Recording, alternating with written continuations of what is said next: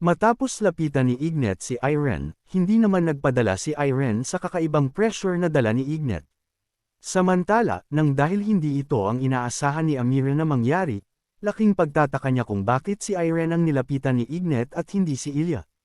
Hindi din mapigil ang magtaka ni Sev ayon, lalo na at ang narinig niyang sinabi ni Ignet kay Irene ay ang malaki niyang pagbabago, kaya't iniisip niya kung magkakilala ba sina Irene at Ignet. Makalipas lamang ang ilang sandali, tumayo si Irene sa kanyang kinauupuan at nagsalita. Sinabi niya din kay Ignet na matagal na din simula ng huli nilang pagkikita. Nang dahil sa kuryosidad ni Ignet kay Irene, tinignan niya siya ng naninisik niyang mga mata at tinanong si Irene, kung ano ang nangyari nitong mga nakalipas na buwan simula ng kanilang hindi pagkikita. At para makasiguro si Ignet na makakakuha siya ng kasagutan sa kanyang katanungan, naglabas siya ng aura sa kanyang paligid para mas lalo pang ma-pressure si Irene. Sa sobrang tindi ng aura ni Ignet, pati sina Amira at Gregory na nasa malayo ay nararamdaman kung gaano ito kalupit. Habang sina Amira at Gregory ay nahihirapan, mayroon namang napansin si Gregory na kamangha-mangha. Dahil kahit na napakalakas ng aura na inilalabas ni Ignet, ang mukha ni Irene ay walang bahid ng pagkatakot kahit na harap-harapan niyang hinaharap ang aura ni Ignet, kaya't iniisip ni Gregory na mukhang mas kamangha-mangha pa si Irene kumpara sa kanyang inaasahan. Makalipas ang ilang sandali, hindi pa rin nagsasalita si Irene matapos maglabas ng napakalakas na aura ni Ignet, kaya't walang nagawa si Ignet kundi tanungin si Irene kung hindi ba talaga niya sasagutin ang kanyang katanungan. At dahil mukhang wala talagang balak si Irene na aliwin si Ignet, tumalikod na lang si Ignet at sinabing titignan niya ng mabuti si Irene nang sa gayon, magagawa niyang malaman kung anong pagbabago ang nakamit ni Irene nitong mga nakaraang buwan. Taliwas sa inaasahan ni Ilya, akala niya kakausapin siya ni Ignet. Ngunit nang tuluyan ng makaalis si Ignet sa silid na ito, mas lalo pang naguluhan si Ilya. Hindi man lang siya kinausap at ang mas malala pa, hindi man lang tumingin si Ignet sa kanyang direksyon na para bang wala siya sa kanyang harapan. Pansin naman ni Irene ang reaksyon ni Ilya kaya't hindi niya mapigil ang mag-alala. Bago tuluyang makaalis ng kanilang grupo, lumapit naman si Anya kay Ruro na nasa tabi lamang ni Irene. Tinanong niya kung siya ba talaga si Ruro, at muling nagpakilala si Anya na siya ang kanilang kaibigan, inaasahan niya na kakausapin siya ni Ruro tulad ng dating ngunit. Taliwas sa kanyang inaasahan, mukhang hindi nasisiyahan si Ruro na makita siyang muli kahit na sinasabi ni Anya sa kanya na namiss niya siya ng lubos. Tumalikod si Ruro at sinabihan si Anya na ayaw niya siyang makausap, kaya naman nang marinig ito ni Anya, laking gulat niya at gusto niyang malaman kung bakit ayaw na ni Ruro sa kanya. Sinabi ni Ruro kay Anya na inaway nila si Irene kaya't ayaw niya siyang makausap, sinubukan naman itong itanggi ni Anya, at sinabi niyang wala siyang ginawa para awayin si Irene. Ipinaliwanag ni Ruro na dahil sa portal na ginawa ni Anya at pagdala kay Ignet sa lugar kung nasaan sila, naging parte siya sa kasalanang iyon, dahil kung hindi niya dinala si Ignet at gumawa ng portal, hindi sana maglalaban sina Ignet at Irene. Matapos marinig ang paliwanag ni Ruro, hindi na makaisip si Anya ng dahilan upang ipagtanggol ang sarili, ang iniisip na lang niya ay ayaw niyang makipag-away kay Ruro dahil siya ang unang kaibigan na nakilala niya. Sinubukan ni Anya na ayusin ang kanilang pagkakaibigan sa pamamagitan ng pakikipag-usap kay Ruro, ngunit tumalikod si Ruro at sinabi na galit pa rin siya sa mga nangyari sa nakaraan. Kahit na anong gawin ni Anya na pagpapaliwanag, ayaw pera ni Ruro na makinig kaya't wala siyang nagawa. Sinabi niya na gagawa siya ng paraan para gamaan ang kalooban ni Ruro sa kanya. Matapos tawagin ni Gerog si Anya dahil sila ay pupunta na sa kanilang mga sariling silid para magpahinga, ayaw namang umalis ni Anya dahil sa kanilang away ni Ruro. Samantala hindi naman mapigilan ni Gerog na mapatingin kay Irene, iniisip niya na napakaikli pa lamang ng panahon simula ng huli nilang pagkikita ngunit. Base sa kanyang mga nakita kanina, mukhang ang mga sabi-sabi na naging isang swordsmaster si Irene ay hindi lang haka-haka. Matapos ang mga pangyayaring iyon, naalala ni Irene ang mga pangyayari kanina sa munting salo-salo, ngayon mayroon na siyang kakayahan na harapin si Ignet nang hindi natatakot. Kaya't sa totoo lang, natutuwa si Irene nang magawa niya ito, gayunpaman, mayroon siyang pinuproblema kahit na siya ay nagtagumpay sa pagharap kay Ignet. Kasabay ng tagumpay na iyon, mayroong napagtanto si Irene, kung gugustuhin man niyang makamit ang kanyang mga layunin. Marami siyang kinakailangan na gawin para mas lalo pa siyang lumakas, para maging katotohanan ang kanyang mga minimithi, kaya't sa sandaling ito, muli na naman niyang nilabas ang kanyang espada. At sinimulan niyang mag-ensayo muli na para bang wala ng bukas, dahil para masigurado na hindi maging panaginip lamang ang kanyang minimithi, kinakailangan niyang gawin ang buo niyang makakaya. Makalipas ang ilang araw, ang nakatakdang araw para sa kanilang ekspedisyon ay dumating na, ngunit bago sila magtungo sa loob ng dungeon, tinipon-tipon muna ang lahat ng mga kasama para sa maikling pagtatagubilin. Ipinaliwanag ni Amira na may dalawang magkaiba na pasukan papunta sa loob ng dungeon na kanilang sisiyasatin, kaya't ang kanilang plano, ang kanilang grupo ay mahahati sa dalawa at sabay-sabay silang papasok sa dungeon. Ang unang grupo ay binubuo nila, Perry, Sev-Ayon at ang mga Calvin Knights, na pamumunuan mismo ni Perry Martinez. Para sa pangalawang grupo naman, ito ay binubuo ng mga Black Knights, at pamumunuan ni Ignet bilang kanilang commander. Samantala, nagtataka naman ang ibang mga Knights na kabilang sa unang grupo dahil sa mukha ni Sev-Ayon na hindi maipinta. Ang hindi nila alam, nitong nakaraang 4 na araw, nagkaroon ng meeting kung sino-sino ang magiging commander para sa dalawang grupo. Sinubukan ni Ignet na kunin ang posisyong iyon ngunit, agad na hindi pumayag si Sev-Ayon sa kanyang desisyon, at sa bandang huli, ang kanilang argumento ay naging isang duelo. Ngunit taliwas sa inaasahan ni Sev-Ayon na magiging resulta ng kanilang laban ni Ignet, siya ay walang kalaban-laban at ang diferensya ng kanilang mga lakas ay napakalayo. Nang dahil sa pagkatalo ni Sev-Ayon, hindi mapigilan ni Perry na madismaya, dahil sa pagkatalo ni Sev-Ayon, mas lalo lang nitong pinatunayan ang punto ni Ignet na siya ang dapat maging commander. Iniisip ni Perry na mukhang magiging imposible na makipagkompetensya sila sa Holy Kingdom kung saan nabibilang si Ignet, kaya't ang kinakailangan na lamang niyang gawin ay ang makakuha ng atensyon. Ngunit dahil sa estado ng kalagayan ni Sev-Ayon, iniisip ni Perry na mukhang hindi na niya kinakailangan silang alalahanin.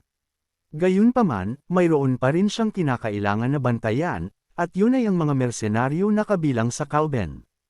Matapos ang kanilang briefing, ang dalawang grupo ay nagtungo na sa kanya-kanyang entrance na kanilang papasukan. Ngunit bago sila tumuloy, hindi naman mapigilan ni Amira na kabahan, bilang captain ng kanilang Calvin Knights, sinabihan siya ni Gregory na kumalma, at hindi nila maaaring ipakita sa kanilang mga kasama na ang vice captain mismo ay kinakabahan. Ngayong okay na ang lahat, nagbigay utos ang commander na si Perry sa kanilang grupo na magsimula na sila sa kanilang pagpasok sa loob ng dungeon. Ngunit ilang hakbang pa lamang ang kanilang nagagawa simula nang sila ay makapasok sa dungeon na ito. Napalingon si Perry sa kanyang likuran dahil para bang may kakaiba siyang naramdaman. Ngunit nang siya ay makalingon, ang mga kasama niya sa kanyang likuran ay bigla-bigla na lamang naglaho na para bang bula, at siya ay napapaligiran ng kadiliman at katahimikan. Sa sandaling iyon, iniisip ni Perry kung ito ba ay isang trial. Inaasahan na niya itong mangyayari dahil ito ay hindi ordinaryong dungeon ngunit, hindi niya inaasahan na ito ay magiging isang sinaunang templo. Ang trial ay isang kakaibang phenomena na kung saan ito ay nangyayari sa loob ng mga sinaunang mga templo, at ang mga taong pumapasok sa loob ay binibigyan ng mga trial ng mga Diyos. At ang kailangan nilang gawin pag nakaharap nila ang biglaang pagdilim ay ang hindi magpadala sa hindi mabilang na pagdududa at anxiety na maaaring makaapekto sa pag-iisip. Sa madaling salita, kinakailangan nilang maglakad ng diretsyo ng may buong kumpiyansa sa sarili. Ngunit para sa mga taong may balisang iniisip, sila ay lalamunan ng kadiliman, mabilis na mawawala sa kanilang mga landas at sisirain ang kanilang mga sarili. Alam ni Perry kung gaano ito kadelikado kaya't iniisip niya na mukhang sa simula pa lamang, ang kanilang bilang ay agad-agad na mababawasan kahit na nagsisimula pa lamang sila. Sa lugar naman kung nasaan si Sev-Ayon, iniisip niya kung ang kadilimang ito ba ay isang trial na bigay ng Diyos. Ngunit bago pa man niya mapagtanto-tanto kung ano nga ba ang nangyayari sa kanyang paligid, siya ay napatalon sa gulat nang bigla na lang magbago ang kanyang paligid. Dahil kani-kanina lamang, siya ay napapaligiran ng kadiliman ngunit sa sandaling ito, para bang siya ay napunta sa ibang lugar at ang kanyang katawan ay puno ng bakas ng dugo. Nang biglang may misteryosong lalaki na may hawak ng espada at mabilis na tumatakbo patungo kay Sev-Ayon, gaano pa man kapanipaniwala ang mga pangyayaring ito. Hindi naman nagpadala si Sev-Ayon sa ilusyon, pilit niyang sinasabi sa kanyang sarili na ang kanyang nakikita ay hindi totoo, dahil ang mga pangyayaring ito ay matagal nang natapos. Sa sandaling mapakalma niya ang kanyang sarili, nagawa niyang makatakas sa ilusyon at siya ay nakabalik sa madilim na lugar, at upang hindi na mangyari ang kanina, hindi na siya nagpadala sa kadiliman at nagpakatatag habang naglalakad para humanap ng lagusan paalis. Makalipas lamang ang ilang sandali, nakakita siya ng liwanag na may anyong pinto, kaya't iniisip niya na mukhang ito na ang lagusan paalis sa lugar na ito. At nang siya ay makalabas sa trial na binigay ng Diyos, bumungad sa kanyang harapan si Perry, kaya't iniisip niya na mukhang siya ang pangalawa na nakatapos ng trial. Ngunit doon nagkakamali si Sev Ayon, dahil sa hindi kalayuan, mayroon siyang narinig na mga boses na hindi pamilyar sa kanya. At nang tignan niya kung sino ang mga taong iyon, sila ay si Naruro at Ilya, ngunit sa kanilang tabi, hindi makikita si Irene kaya't baka hindi pa rin siya nakakalagpas sa trial. Matapos makita ni Sev Ayon si Ilya sa kanyang harapan, hindi niya mapigil ang isipin kung paano mas naunang nakarating si Ilya kaysa sa kanya matapos harapin ang trial ng Diyos. Nang tignan ni Perry si Sev Ayon, pansin niya sa mga mukha ni Sev Ayon kung ano ang eksakto niyang iniisip, dahil para kay Perry, siya rin ay nagulat nang una niyang makita si Ilya na nakalagpas sa trial ng Diyos. Ni isa sa kanila ay hindi nag-akala na sa dami-dami ng tao na unang makakalagpas ng trial, ang taong may madaming iniisip pa ang unang makakalagpas. Nasasabi ito ni Perry dahil noong ginanap ang munting salo-salo, si Ilya ay hindi pinansin ni Ignet, at base sa kanyang reaksyon, mukhang malaki ang epekto nito sa kanya, kaya't nang makita nila si Ilya ngayon, iniisip ni Perry kung may nagbago ba sa puso ni Ilya. Makalipas ang ilang oras, isa-isa nang nagsidatingan ang iba pang mga miyembro na kasali sa ekspedisyong ito. Ngunit dahil ilang oras na ang nakakalipas at iilan pa lamang sa mga Calvinites ang nakakalagpas sa trial, hindi mapigilan ni Amira na mag-alala para sa kanilang grupo. Iniisip din ni Gregory na hindi maganda ang resultang ito, alam niyang mayroong hindi makakalagpas sa trial ngunit, hindi niya inaakala na napakalaki ng kanilang pagkakaiba sa ibang mga kaharian.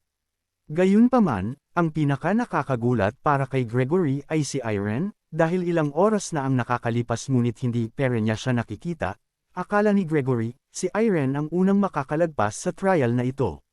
Bilang commander sa grupong ito, ipinag-utos ni Perry kay Gregory na kailangan na nilang magpatuloy sa kanilang ekspedisyon, lalo na at madaming oras na ang kanilang nasayang. Kinumbinsi ni Perry si Gregory na ito ay isang trial ng maaway na Diyos, kaya't wala silang dapat ipag-alala sa mga naiwan dahil walang mangyayari sa kanilang masama. Matapos marinig ang paliwanag ni Perry, pumayag si Gregory na ituloy ang kanilang ekspedisyon dahil hindi maaaring masayang ang kanilang paglalakbay. Nang biglang napalingon si Perry nang may nagsalita sa kanyang likuran, sinabi ng taong iyon na bigyan nila ng kaunting tiwala ang mga hindi pa nakakalagpas sa trial. Nang tignan ni Perry kung sino ang taong iyon ay walang iba kundi si Ilya na naglalakad papalapit sa kanila. Tinanong naman ni Sev Ayon si Ilya kung ano ang kanyang ibig sabihin, ang gustong sabihin ni Ilya, bigyan ng mga taong hindi pa nakakalagpas sa trial ng kaunting pagtitiwala at maghintay pa sila ng ilang sandali. Ang pagkakaroon ng hindi matitibag na paniniwala at pananalig na kayang pagtagumpayan ng pagdududa, anxiety at kawalan ng tiwala. Ito mismo ang pinakadiwa ng trial na ito, kaya't para kay Ilya, naniniwala siya na hindi lang dapat sa sarili magtiwala, kundi pati na rin sa mga iba nilang kasama na hindi pa nakakalagpas. Gaano pa man kaganda ang paninindigan ni Ilya, ayaw naman ni Perry na maghintay pa at kinakailangan na nilang ipagpatuloy ang kanilang ekspedisyon, nang biglang nagkaroon ng kaguluhan sa kanyang likuran dahil mayroon pang humabol na nakalagpas sa trial. At yon ay walang iba kundi si Irene, hawak-hawak ang kanyang lumiliwanag na espada sa kanyang harapan, at sa kanyang likuran, may mapapansin na mga silweta ng tao. Nang makalabas si Irene sa trial, gusto naman niyang humingi ng patawad at siya ay natagalan, ngunit ang rason kung bakit siya natagalan ay hindi dahil sa inaasahan ng iba. Dahil sa likuran ni Irene, makikita ang mga knights na kasapi nila sa grupong ito na nahirapang makaalis sa trial ng Diyos kung hindi dahil sa kanya. Hindi naman makapaniwala si Perry sa kanyang nakikita, dahil nang makita niya ang bilang ng mga knights na kasama ni Irene na nakalabas sa trial. Ang kanilang bilang ay napakarami na para bang ito ay aabot na sa kalahati ng buong bilang ng kanilang grupo. Bago pa man mangyari ang mga pangyayaring ito, sa oras na makapasok ang kanilang grupo sa trial ng Diyos, nagsimulang magpanik ang mga knights nang dahil sa biglaang pagsakop ng dilim sa kanila. Na para bang sila na lang ang natitira, at ni isang boses ay walang maririnig sa paligid. Nang dahil sa sobrang kaba, nakalimutan na nila ang kanilang mga pagsasanay, pinanguhan sila ng takot dahil para bang sila ay mapag-iiwanan. Sinubukan niyang magsisigaw-sigaw upang marinig ang kanyang tinig, ngunit kahit na anong gawin niya, wala pa ring dumarating na tulong. Ngunit bago pa man siya tuluyang mawalan ng pag-asa, bigla namang nagkaroon ng liwanag sa napakadilim na paligid na ito. At nang ito ay kanyang makita, ang kawalan niya ng pag-asa na siya ay makakaalis pa sa lugar na ito ay muling nabuhayan. Gamit ang buo niyang lakas, pinilit niyang gumapang upang makabangon muli at maabot ang liwanag na nasa kanyang harapan. At nang magawa niyang makalapit sa ilaw na iyon, mayroon siyang napansin na kakaiba, dahil habang papalapit siya ng papalapit sa ilaw na iyon, para bang mas lalo siyang nakakaramdam ng ginhawa na magiging okay lang ang lahat. Iniisip niya sa kanyang sarili kung ano kaya ang ilaw na ito na kanyang nararamdaman, at bakit ito nagbibigay sa kanya ng kaginhawaan. Ang hindi niya alam, ang ilaw na iyon ay mula kay Irene at sa kanyang espada, iniabot ang kanyang mga kamay patungo sa Knight na nawalan ng pag-asa pang makaalis. Nang dahil sa sobrang pasasalamat ng Knight na iyon kay Irene, ikinwento niya ang lahat ng nangyari na pagsadyap ni Irene sa kanila, dahil kung hindi kay Irene, Eren sila ay hindi na makakaalis sa lugar na iyon. Bilib naman si Amira sa kanyang narinig, hindi niya inaakala na magagawa ni Irene na makialam sa isang trial na ibinigay ng Diyos. Nang dahil sa lakas ng boses ni Amira na hindi niya namalayan, pinagsabihan siya ni Gregory, na agad namang ipinaghingi ng tawad ni Amira. Tinitigan ni Gregory si Irene, ngayon niya lamang narinig at nakita na mayroong isang tao na may kakayahan na makialam sa isang trial ng Diyos. Kaya't iniisip niya na ang batang iyon ay napaka-espesyal, mayroon siyang aura na nagliliwanag sa kanyang paligid, isang enerhiya na minsang hindi pa naramdaman ni Gregory sa ibang mga swordsmaster. Samantala, mayroong isang tao na hindi nasisiyahan sa pangyayaring ito, dahil bilang isang commander ng kanilang grupo, para bang nasa sapawan ang kanyang responsibilidad. Gayunpaman, walang makapagtatanggi kung gaano kahusay ang nagawa ni Irene sa pagligtas ng kanilang kasama, kaya't sa grupong ito, ang sentro ng ekspedisyon ay walang iba kundi si Irene. Ngayong kumpleto na silang lahat, hindi naman kinalimutan ni Perry ang kanyang responsibilidad, nagbigay siya ng utos sa lahat na ang kanilang ekspedisyon ay muli na nilang ipagpapatuloy. Nagbigay din ng utos si Sev ayon sa kanyang mga kasamahan na imulat nila ang kanilang mga mata, lalo na at wala silang ideya kung anong maaaring mangyari sa lugar na ito. Makalipas lamang ang ilang sandali, sila ay nakasalubong ng mga halimaw na nagsisilakihan, kaya't nang makita ito ni Perry, agad siyang nagbigay utos na gumawa sila ng porma sayon.